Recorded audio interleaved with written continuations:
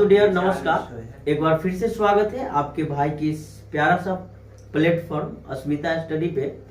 और आज के वीडियो में बात होगी क्लास 12 हिस्ट्री के टॉप 50 ऑब्जेक्टिव पे, ठीक है। और ये वीडियो आप लोग अगर देख लेते हैं तो बहुत ज्यादा संभावना है जो क्वेश्चन जो है यहाँ से एग्जाम में आएगा। लगभग 50 को हम बताएंगे तो 10 या 15 क्वेश्चन जो आने की संभावना रहेगी। तो आप लोग जो है वीडियो में बने रहेगा और पढ़ाई जो है जरूरी है, ठीक है। तो इसलिए आप लोग लगातार जो है पढ़ाई कीजिए। देखिए क्वेश्चन है, सिंधु घाटी के निवासियों को किस धातु का ज्ञान नहीं था। ये आपका पहल का क्वेश्चन है और क्वेश्चन है जो सिंधु घाटी के जो निवासी थे उनको किस धातु का ज्ञान नहीं था। तो आपका ऑप्शन है, ऑप्शन नंबर ए है सोना, ऑप्शन नंबर बी है चांदी, लोहा और तांबा। तो सिंपल आप लोगों को पता होगा जो सिंधु घाटी के जो निवासी थे भाई मेरे, इनको जो है लोहा का ज्ञान नहीं था, लोहा का ज्ञान नहीं था। तो आप लोग जो है ऑप्शन नंबर सी में जो है टिक करेंगे, ऑप्शन नंबर सी, सिंधु घाटी के निवासी को जो है लोहा का ज्ञान नहीं था, ठीक है। चलिए अगला क्वेश्चन हम देखेंगे और अगला क्वेश्चन है आपका, हड़प्पा सभ्यता में विशाल स्नानागार के अवशेष कहां से मिले, ठीक है। हड़प्पा सभ्यता में जो है विशाल स्नानागार के अवशेष कहां से मिले हैं। तो ऑप्शन नंबर ए है रोपर, जो कि गलत है, ठीक है। ऑप्शन नंबर ए है रोपर और ऑप्शन नंबर बी है मोहनजोदड़ो, ठीक है। तो ऑप्शन नंबर बी में जो है आप लोग टिक करेंगे, ऑप्शन नंबर बी, ठीक है। ऑप्शन नंबर बी जो है यहाँ पे आप लोग को टिक कर लेनी है, ठीक है। चले अगला क्वेश्चन हम लेंगे, लोथल किस नदी के किनारे स्थित है। लोथल, ठीक है, लोथल जो है किस नदी के किनारे स्थित है।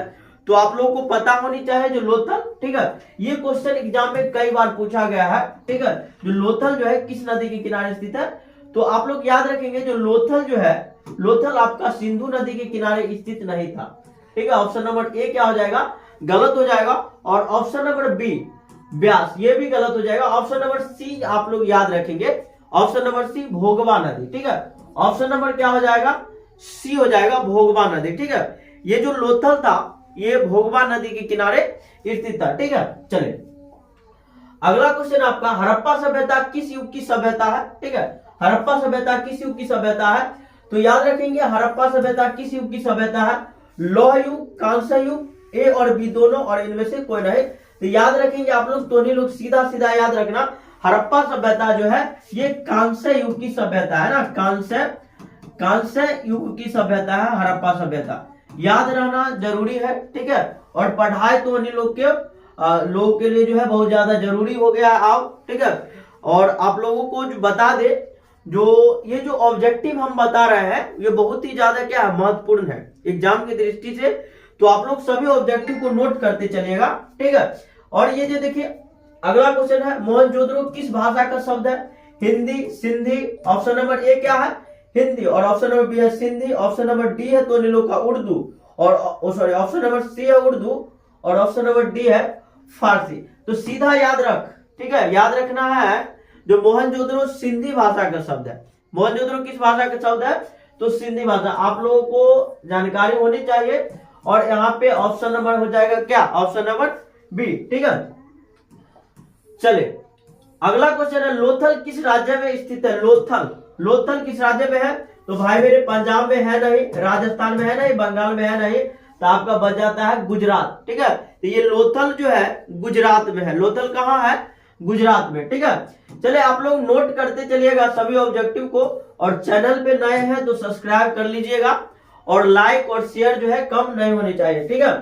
अगला क्वेश्चन, इंडिका के लेखक कौन है। सबको पता है इंडिका के लेखक कालिदास होगा नहीं, कौटिल्य नहीं होगा, मेगास्थनीज, ठीक है। मेगास्थनीज किसके दरबार में आया था, तो चंद्रगुप्त मौर्य के दरबार में आया था और यूनान का राजदूत था, ठीक है, यूनान का राजदूत था मेगास्थनीज। तो ऑप्शन नंबर क्या हो जाएगा आप लोगों का, ऑप्शन नंबर हो जाएगा बी, ऑप्शन नंबर बी आप लोग टिक कर लेंगे यहाँ पे। चले अगला क्वेश्चन, धम्म की शुरुआत, ठीक है, धम्म की शुरुआत क्या है, धम्म की शुरुआत किसने की थी, ठीक है। अशोक ने, चंद्रगुप्त मौर्य, समुद्रगुप्त और कनिष्क।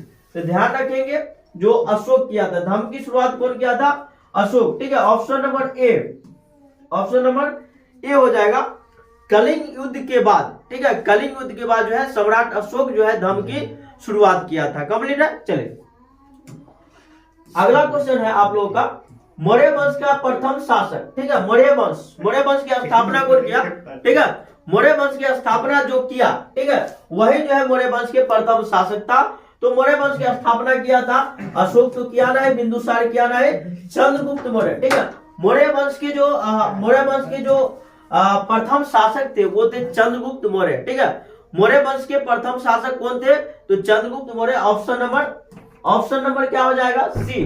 मौर्य वंश के प्रथम शासक होंगे वो कौन हो जाएंगे, चंद्रगुप्त मौर्य। तो नहीं लोग याद रखेगा।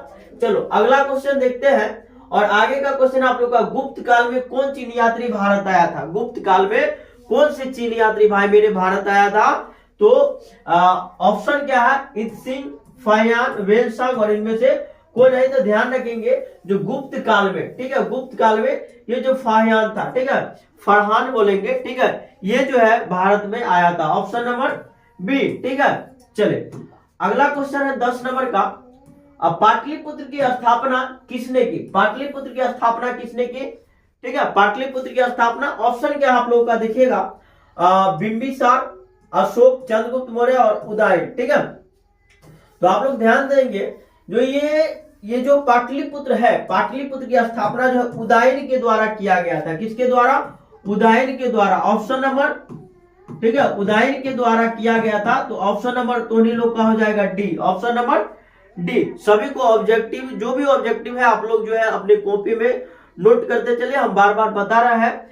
और चूंकि पढ़ाई जरूरी है और उसमें भी ऑब्जेक्टिव जो है महा जरूरी हो जाता है तोने लोग के लिए, ठीक है। तो लगातार जो है ऑब्जेक्टिव का क्लास होगा तो तोने लोग लगातार जो है जुड़े रहेगा। चलो अगला क्वेश्चन देख लेते हैं। महाभारत का युद्ध कितने दिनों तक चला था। सबको पता है महाभारत का युद्ध जो है कुरुक्षेत्र के मैदान में भाई मेरे 18 दिनों तक चला। कितने दिनों तक, 18 दिनों तक चला था ना, 18 दिनों तक चला। तो याद रखेंगे जो महाभारत का युद्ध कितने दिनों तक चला था, तो 18 दिनों तक ना, महाभारत का युद्ध 18 दिनों तक चला था। कंप्लीट है। चलो अगला क्वेश्चन है, महाभारत की रचना किसने की, महाभारत की रचना किसने किया था। तो आप लोगों को आंसर पता ही होगा, ये बताने वाली बात है ना, वाल्मीकि तो किए नहीं थे, मनु ये तो नहीं किया था, याज्ञवल्क्य भी नहीं किए थे, वेद व्यास ना। महाभारत की रचना जो है महर्षि वेद व्यास के द्वारा किया गया था ना, महर्षि वेद व्यास के द्वारा। चलिए अगला क्वेश्चन है 14 नंबर, ठीक है। ऋग वैदिक कालीन लोग किसकी पूजा करते थे, ऋग वैदिक कालीन लोग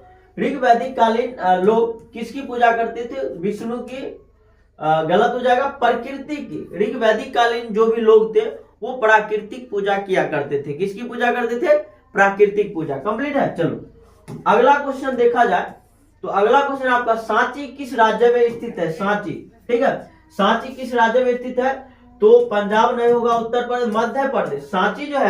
सांची जो है भाई मेरे मध्य प्रदेश में अवस्थित है। सांची जो है कहाँ अवस्थित है, मध्य प्रदेश में, ठीक है, सांची मध्य प्रदेश में अवस्थित है। चलिए अगला क्वेश्चन है, गौतम बुद्ध का जन्म स्थान कहाँ है, ठीक है, गौतम बुद्ध का जन्म स्थान, ठीक है, नालंदा में नहीं हुआ था, बोधगया में नहीं हुआ, सारनाथ में नहीं, कपिलवस्तु। याद रखेंगे गौतम बुद्ध का जो जन्म स्थान है, ऑप्शन नंबर हो जाएगा तो इन लोग का D, option number D.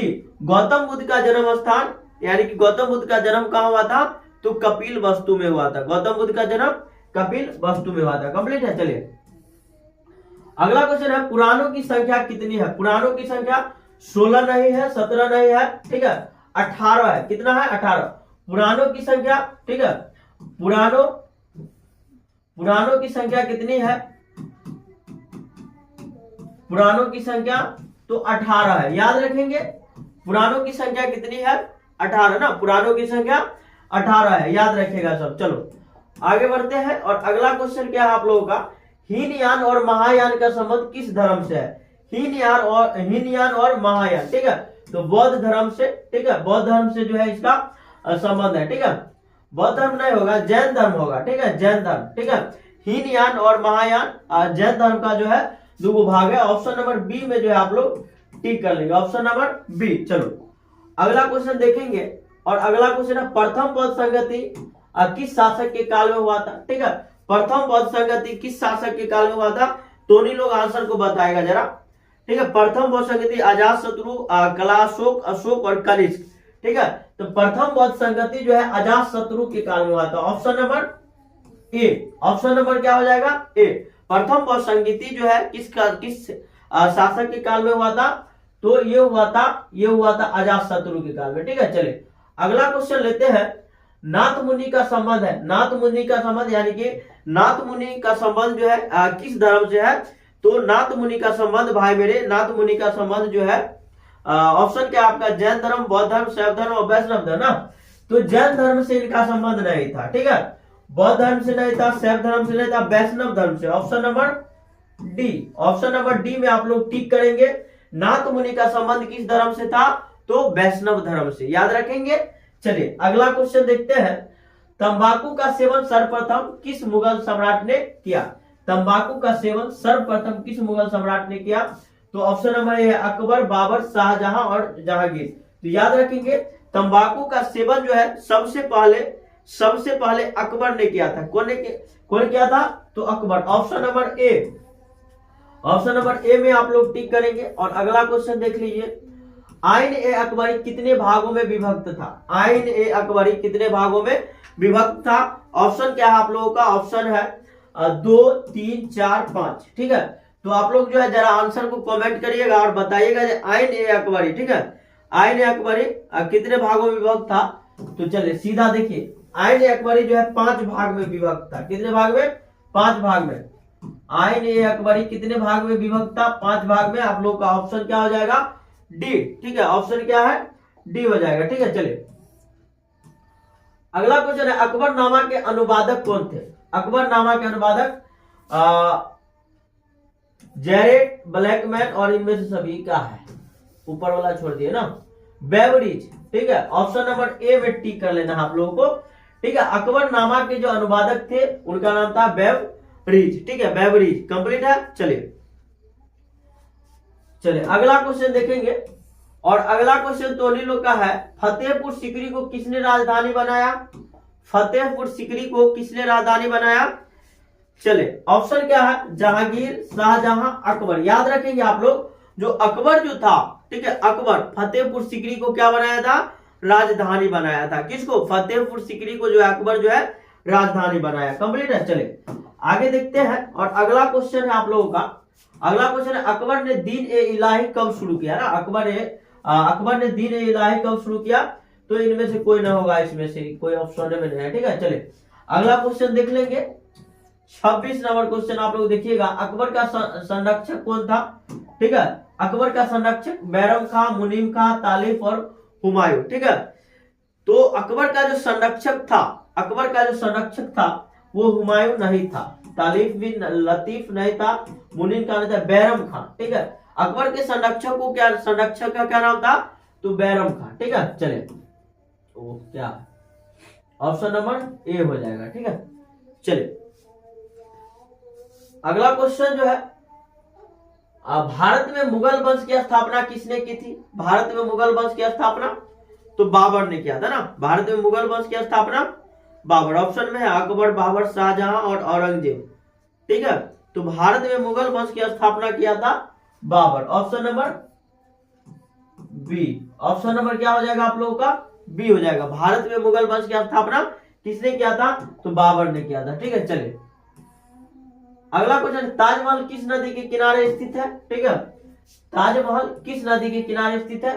Ganga नहीं होगा, यमुना ना। ताजमहल किस नदी के किनारे स्थित है? तो यमुना नदी के किनारे स्थित है, याद रखेंगे। और इसका निर्माण कौन करवाया? तो शाहजहां करवाया था। ठीक है, चलिए गोपुरम का संबंध व्यापारी से, गाय से, मंदिर से, नगर से। तो आप लोग जरा कमेंट करिएगा। ठीक है, गोपुरम का जो संबंध है वो गाय से है। किससे है? सॉरी, गाय से नहीं है, मंदिर से है। किससे? मंदिर से ना। गोपुरम का संबंध किससे है? तो मंदिर से। तो नहीं लोग ध्यान देगा। देखो, जो विजयनगर साम्राज्य के जो राजा थे, बड़े बड़े राजा, वो जितना बड़ा युद्ध जीतते थे उतना ही बड़ा जो है मंदिर का गेट बनवाते थे। ठीक है, मंदिर का द्वार एक तरह से हम कह सकते हैं बनवाते थे। ये जो द्वार बनाते थे तो जितना बड़ा, मतलब वो अपना वैभव दिखाने के लिए क्या करता था, वो सब बहुत बड़ा बड़ा जो है द्वार बनवाता था। तो उसी को गोपुरम कहा जाता था। उसको क्या कहा जाता था? गोपुरम। और उसी को ये मंदिर से संबंधित ना हुआ, गोपुरम संबंध है किससे, तो व्यापार से तो है नहीं, गाय से है नहीं, मंदिर से संबंधित है, क्योंकि मंदिर का जो द्वार होता था उसको गोपुरम कहा जाता था, तो मंदिर से। Option number C. चलो आगे देखेंगे। अगला क्वेश्चन है, रूस में भारत विद्या का जनक किसे कहा जाता है। ठीक है, रूस में भारत विद्या का जनक, ठीक है, रूस में भारत विद्या का जनक। चले ऑप्शन है तोनिलोका, निकोली कोंटी, जी.एस. लिविदेव, कार्ल मार्क्स और इनमें से कोई नहीं। तो सिंपल याद रखना, जो भारत में, ठीक है सॉरी रूस में भारत विद्या का जनक किसे कहा जाता है, तो ये थे जी.एस. लिविदेव, जी.एस. लिविदेव। ऑप्शन नंबर तोनिलोका हो जाएगा बी, ऑप्शन नंबर बी, ध्यान रखिएगा सब। और अगला क्वेश्चन देखो, करा निम्न में से महिला संत कौन थी, निम्न में से महिला संत कौन थी। ऑप्शन है मीरा, अंडाल, कराइकल और इनमें से सभी, ऑप्शन नंबर डी। निम्न में से महिला संत कौन थी, तो तीनों के तीनों थी। ठीक है, चलिए अगला क्वेश्चन है तोनिलोका, महाराष्ट्र के संत कौन नहीं थे, महाराष्ट्र के संत, महाराष्ट्र के संत कौन नहीं थे, तो तुकाराम महाराष्ट्र के संत थे, रामदास महाराष्ट्र के संत थे, ज्ञानेश्वर महाराष्ट्र के संत थे, चैतन्य महाप्रभु, ठीक है, ये महाराष्ट्र के संत नहीं थे, चैतन्य महाप्रभु महाराष्ट्र के संत नहीं थे। तो ऑप्शन नंबर हो जाएगा आपका, ऑप्शन नंबर हो जाएगा यहाँ पे डी। तोनिलोका 32 का ऑप्शन नंबर क्या हो जाएगा, डी हो जाएगा ना, चैतन्य। ठीक है, चलिए अगला क्वेश्चन तोनिलोक देखेगा, तलवंडी किसका जन्म स्थान है, तलवंडी, ठीक है, तलवंडी किसका जन्म स्थान है, तो ऑप्शन नंबर है कबीर, नानक, रैदास और मीरा। ठीक है, तो ध्यान रखेंगे तलवंडी जो है नानक जी का जो है जन्म स्थान है। तो ऑप्शन नंबर क्या हो जाएगा यहाँ पे, ऑप्शन नंबर ए हो जाएगा, सॉरी बी हो जाएगा, ऑप्शन नंबर बी हो जाएगा, ऑप्शन नंबर बी। तलवंडी किसका जन्म स्थान है, तो नानक का, ठीक है, नानक का। ठीक है, अगला क्वेश्चन देखेगा सब। अगला क्वेश्चन है, निम्नलिखित में से कौन विष्णु को अपना पति मानती थी। ठीक है, विष्णु को अपना पति कौन मानती थी, मीरा, अंडाल, कराइकल और इनमें से सभी। तो सिंपल सिंपल आप लोग आंसर का जवाब दीजिएगा। देखिए ये जो मीरा थी, मीरा ये तो विष्णु को अपना पति नहीं मानती थी। ठीक है, कराइकल भी नहीं मानती थी, इनमें से सभी तो सब थोड़ा ही मानेगा। अंडाल, ठीक है, अंडाल जो थी निम्नलिखित में से कौन विष्णु को अपना पति मानती थी, तो ये जो अंडाल थी, ठीक है, क्या नाम है, अंडाल, ठीक है, ये जो है विष्णु को अपना पति मानती थी। कंप्लीट है, चलो आगे देखेंगे। और अगला क्या है, अगला है आप लोगों का, विलियम हॉकिंस किस शासक के काल में भारत आया था। विलियम हॉकिंस ना, विलियम हॉकिंस जो था किस शासक काल में जो है भारत आया था। ऑप्शन है जहांगीर, मोहम्मद गौरी, तैमूर और बाबर। तो रखेंगे याद, ठीक है, जो विलियम हॉकिंस ना है, विलियम हॉकिंस जो था ये जो है जहांगीर के काल में भारत आया था। किसके काल में, जहांगीर के काल में भारत आया था। कंप्लीट है, चलो अगला क्वेश्चन देखो तो नीलो। अगला क्वेश्चन क्या है, इब्न बतूता ने, ठीक है, इब्न बतूता ने अपनी यात्रा का विवरण किस भाषा में लिखा था। ठीक है, तो ये जो है अंग्रेजी में तो लिखा नहीं, उर्दू में भी नहीं लिखा, फारसी में नहीं लिखा, अरबी में लिखा था। कौन भाषा में, अरबी भाषा। ठीक है, अरबी में जो है लिखा था। ऑप्शन नंबर हो जाएगा आप लोगों का ए, ऑप्शन नंबर क्या हो जाएगा, ए हो जाएगा। इब्न बतूता जो है अपनी यात्रा का विवरण जो है अरबी भाषा में लिखा था। कौन से भाषा में, अरबी भाषा में। कंप्लीट है, चलो अगला क्वेश्चन। तो लोग जो है इस सब को नोट करते चलना और पढ़ाई लगातार करो, खाना पीना खाओ क्योंकि खाना भी जरूरी है, सोना भी जो है आप लोगों के लिए बहुत जरूरी है, और पढ़ाई तो जरूरी है। ठीक है, तो लगातार जो है पढ़ाई करते रहिए क्योंकि एग्जाम बहुत नजदीक है, तो पढ़ना तो पड़ेगा और एग्जाम नजदीक है। अगर अभी से नहीं पढ़िएगा तो रिजल्ट पर बहुत बड़ा इफेक्ट पड़ेगा। तो लगातार जो है पढ़ाई जारी रखिए, दिन को पढ़िए, रात को पढ़िए, लेकिन पढ़ाई करिए। ठीक है, चलिए अगला क्वेश्चन देखेंगे। अगला क्वेश्चन क्या आप लोग का, कॉर्नवालिस कोड बना। ऑप्शन नंबर क्या है, ऑप्शन नंबर यह है 1775 और ऑप्शन नंबर बी है आप लोगों का, ऑप्शन नंबर बी है 1793 ना, 1797 और 1805। तो कॉर्नवालिस कोड जो बना, ये बना था भाई मेरे 1793 को।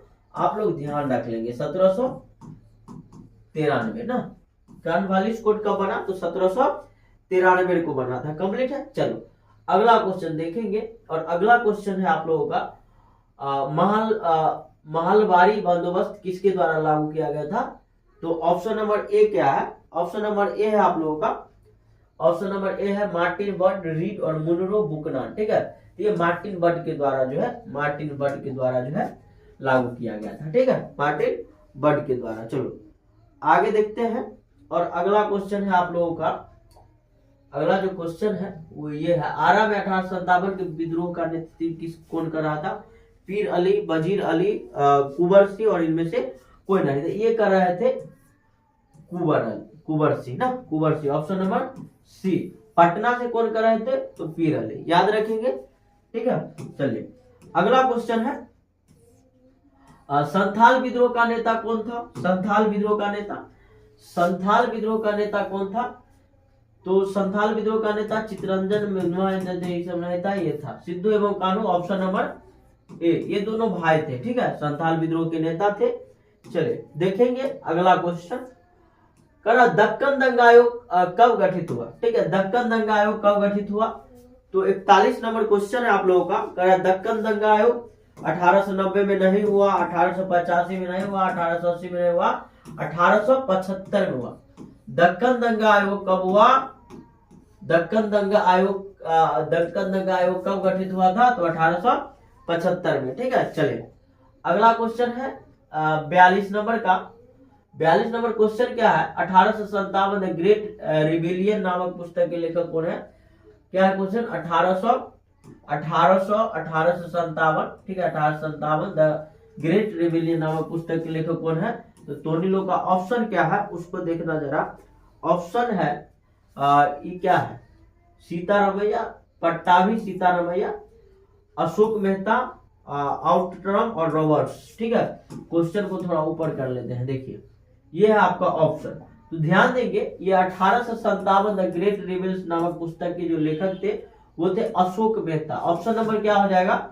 ऑप्शन नंबर बी हो जाएगा टोनिलो का, ऑप्शन नंबर बी। चलो अगला क्वेश्चन है, अगला क्वेश्चन है आप लोगों का, अगला क्वेश्चन देखना, अवध में 1857 के विद्रोह का नेतृत्व किसने किया था? तो सिंपल, इसका जो ऑप्शन है लक्ष्मीबाई तो झांसी से कर रहे थे, बैजाबाई सिंधिया, बेगम हजरत महल। ठीक है, ऑप्शन नंबर सी। अवध से 1857 के विद्रोह का नेतृत्व कौन कर रहे थे?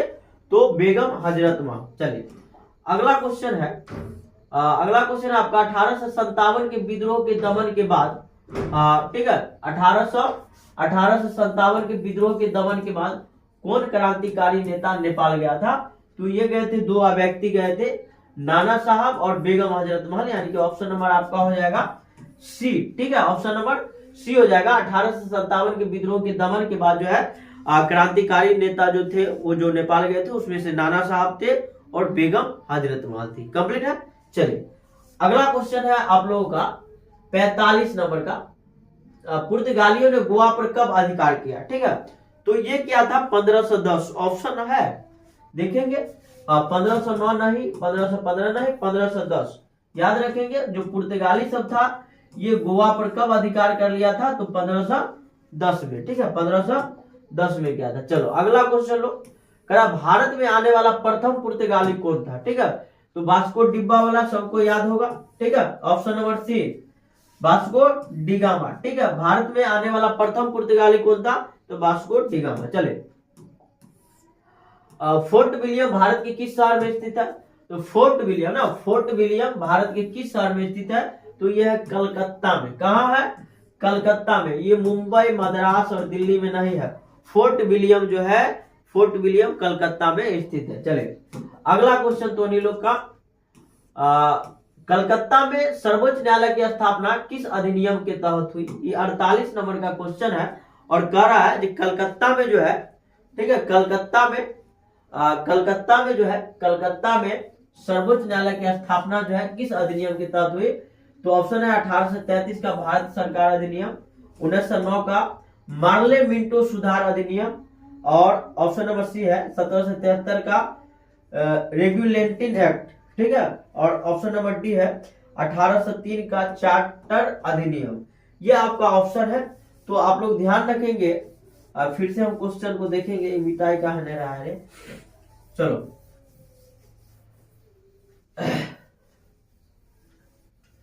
ये जो क्वेश्चन है आपका, कलकत्ता में सर्वोच्च न्यायालय की स्थापना किस अधिनियम के तहत हुई? तो ये हुई थी 1773 का रेगुलेटिंग एक्ट के तहत। ठीक है, तो ऑप्शन नंबर आप लोगों का हो जाएगा यहाँ पे, ऑप्शन नंबर क्या हो जाएगा? Option number C.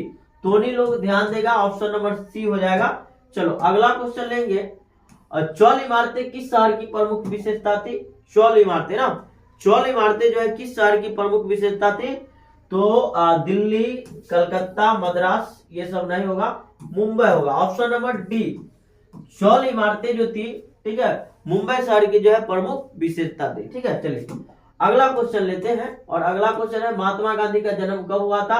तो ये तो तुम लोग को पता ही होगा। ऑप्शन देखो, 2 अक्टूबर 1869 ना, महात्मा गांधी का जन्म। ठीक है, महात्मा गांधी का जन्म 2 अक्टूबर, ठीक है, 2 अक्टूबर 1869।